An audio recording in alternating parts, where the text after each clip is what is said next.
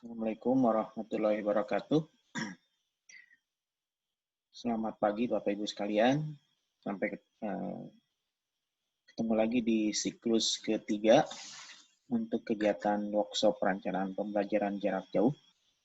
Jadi untuk siklus ketiga ini merupakan kelanjutan dari siklus pertama dan siklus kedua. Di siklus pertama kita sudah membahas mengenai konsep dari perencanaan pembelajaran jarak jauh.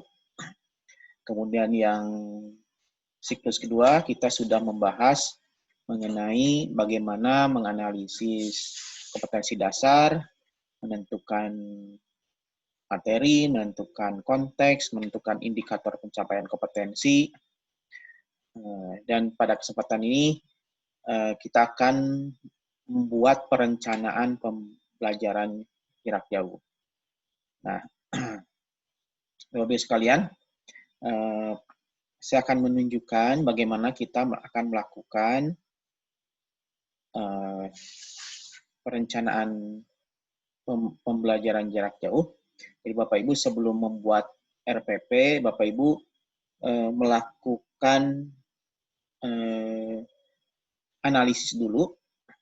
Jadi Bapak Ibu nanti bisa mengambil satu kompetensi dasar atau dua kompetensi dasar untuk latihan melakukan perencanaan pembelajaran jarak jauh ini.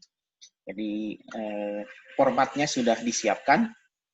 Jadi berupa Excel. Jadi di sini kami menyampaikan ada contoh analisis KD-nya, ada contoh RPP-nya, dan nanti selanjutnya Bapak Ibu sebagai latihan mengerjakan pada lembar ketiga analisis KD. Di sini sudah disiapkan format untuk melakukan analisis KD. Nanti dari analisis KD itu Bapak Ibu masukkan ke format RPP, satu halamannya. Nah, sebelum Bapak Ibu melaksanakan latihan ini, saya akan sedikit menjelaskan lagi bagaimana kita melakukan pembuatan RPP melalui kegiatan analisis terlebih dahulu. Jadi Bapak Ibu nanti menentukan kompetensi dasar apa yang akan digunakan dalam proses perencanaan pembelajaran jarak jauh ini. Jadi pertama tinggal mengcopy saja ini untuk kompetensi dasar yang dipilih. Ya, Bapak Ibu simpan di kolom kedua di sini. Kemudian dari kompetensi dasar ini Bapak Ibu pada waktu siklus 2 sudah belajar mengenai bagaimana menurunkan kompetensi dasar ini ke dalam indikator pencapaian kompetensi, di mana di sini indikator pencapaian kompetensinya itu merupakan indikator pokok. Jadi nanti Bapak Ibu bisa dalam menentukan indikator pencapaian kompetensi itu adalah melihat level kognitif dari kompetensi dasarnya. Jadi sini misalnya untuk kompetensi dasar 3.1 ini menerapkan berarti level kognitifnya pada C3. Nah, level kognitif pada C3 ini maka Bapak Ibu bisa menggunakan kata kerja operasional pada kolom level kognitif C3. Di sini saya mencontohkan menggunakan kata kerja operasional menggunakan. Jadi kompetensi dasarnya yang menerapkan konsep bilangan berpangkat, bentuk akar dan logaritma dalam menyelesaikan masalah, maka indikator yang digunakan adalah menggunakan konsep bentuk akar. Kemudian kompetensi dasar yang keduanya ini adalah menyajikan penyelesaian masalah berbilangan pangkat, bentuk akar dan logaritma, maka untuk indikator pencapaian kompetensinya di sini ini termasuk level kognitif C4, maka di sini mengaitkan hubungan bentuk akar dengan bilangan berpangkat. Kemudian menyelesaikan masalah yang berkaitan dengan bentuk akar. Nah, nanti mungkin perlu ditambahkan menggunakan bentuk akar dan logaritma.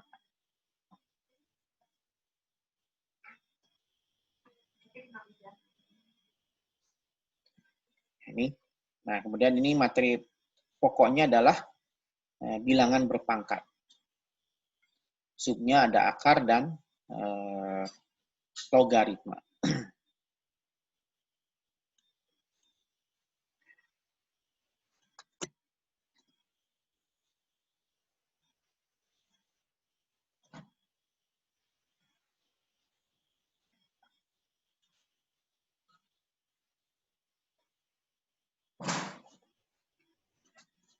Nah, untuk selanjutnya, ini adalah materi pokoknya, kemudian ini materi submaterinya.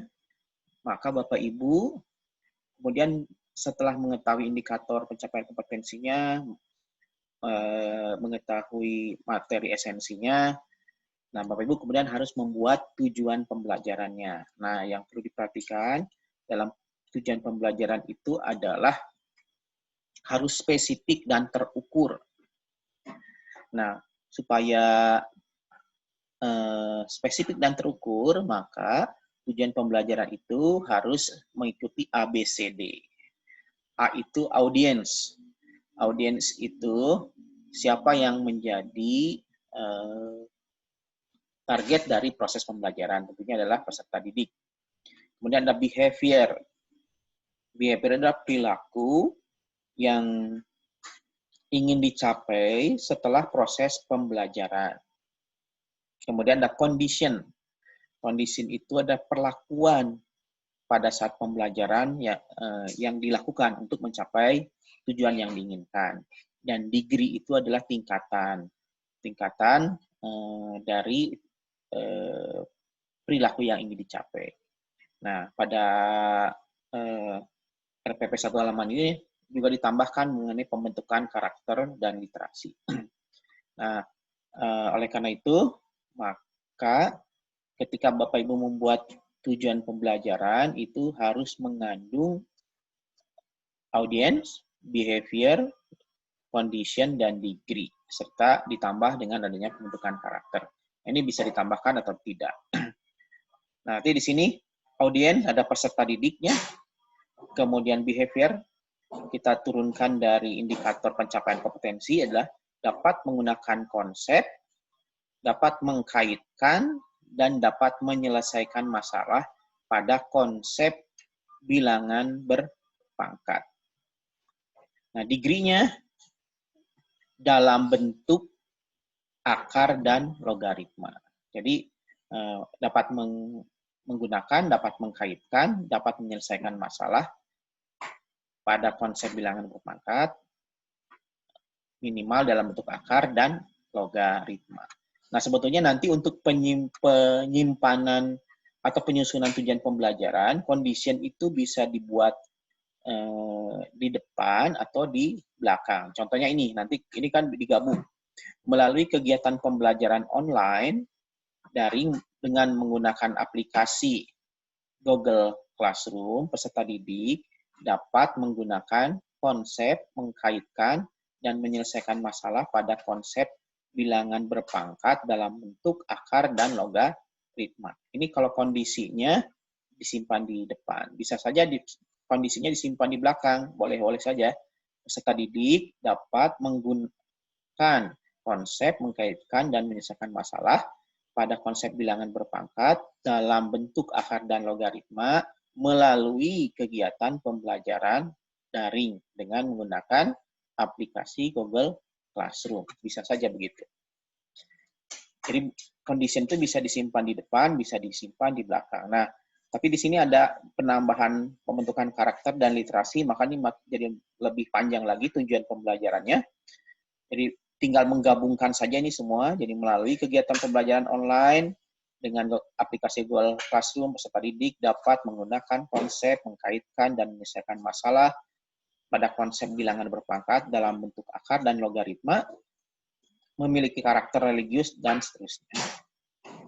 Nah, kemudian Bapak Ibu juga nanti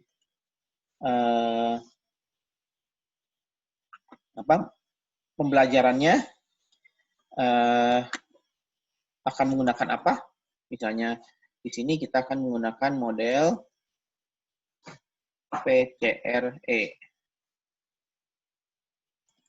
Pelajari, cek, refleksi, dan evaluasi.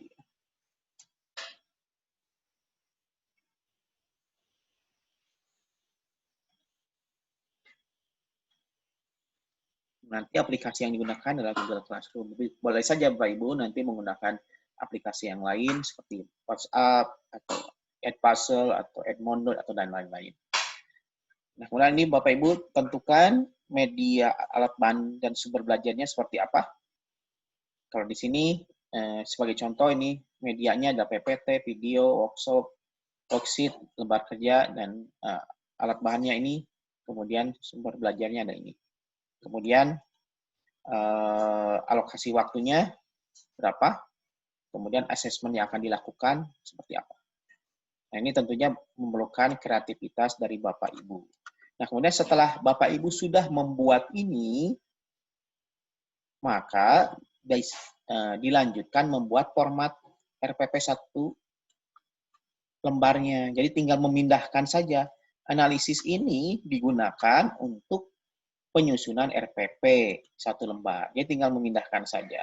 Jadi di sini ada nama sekolah dan mata pelajarannya apa, kelas berapa, materi pokoknya apa, dan kompetensi dasar. Bapak Ibu tinggal memindahkan dari sini ke sini. Kemudian indikator juga sama. Tujuan pembelajaran juga sama, tinggal memindahkan karena Bapak Ibu sudah menyimpannya sudah membuatnya pada saat analisis.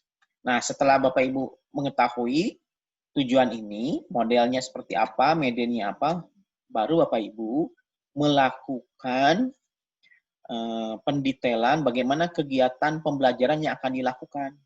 Nah, di dalam RPP 1 halaman itu terbagi 3, ada pendahuluan, ada kegiatan inti, ada kegiatan penutup. Nah, saya ingin mencontohkan di sini. Ini sebagai contoh saja, Bapak Ibu nanti tentunya disesuaikan dengan kondisi sekolah Bapak Ibu. Di sini, misalnya pada kegiatan pendahuluan, jadi nanti ini bisa melakukan pembukaan, nanti bisa peserta didik mengisi absensi, bisa berdoa sendiri, memberikan penjelasan, ini tentunya bisa bervariasi. Bagaimana Ibu Bapak merencanakan.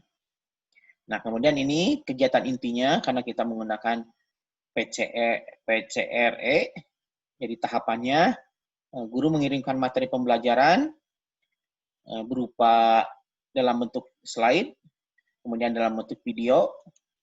Nah, pada saat ini siswa diminta untuk mempelajarinya secara mandiri. Kemudian diberikan penugasan kepada siswa mengenai apa yang sudah dipelajari, diminta untuk menjelaskan, dan kemudian diposting di Google Classroom. Nah, ini proses pendalaman. Jadi setelah siswa itu mempelajari PPT, modul, atau slide, kemudian diberi menonton video, kemudian diberikan tugas yang diposting di Google Classroom, maka ini merupakan proses pendalaman. Ini adalah ketiga kegiatannya adalah proses tahapan P. Kemudian setelah itu diberikan penugasan permasalahan yang harus dipecahkan melalui Google Classroom. Ini artinya mengecek, maksudnya adalah untuk melihat apakah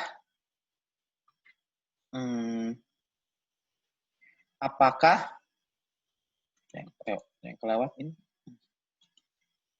apakah siswa itu sudah memahami belum apa yang sudah dipelajari melalui kegiatan 1, 2, 3, mempelajari modul, mempelajari PPT, mempelajari gambar, kemudian mempelajari video, kemudian melakukan pendalaman, kemudian kita cek apakah siswa tersebut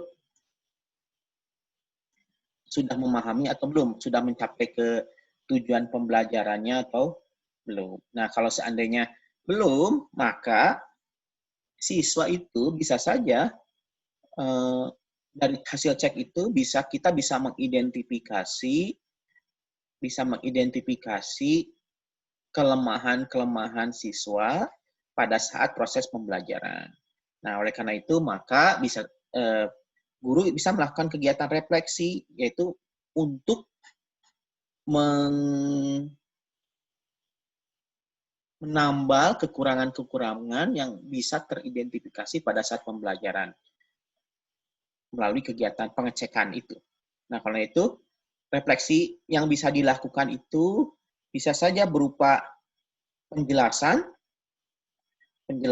misalnya dengan memberikan contoh soal dan cara penyelesaiannya.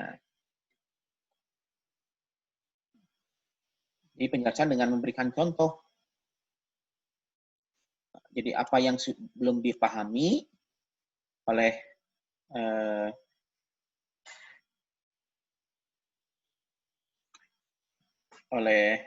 siswa itu bisa untuk mengurangi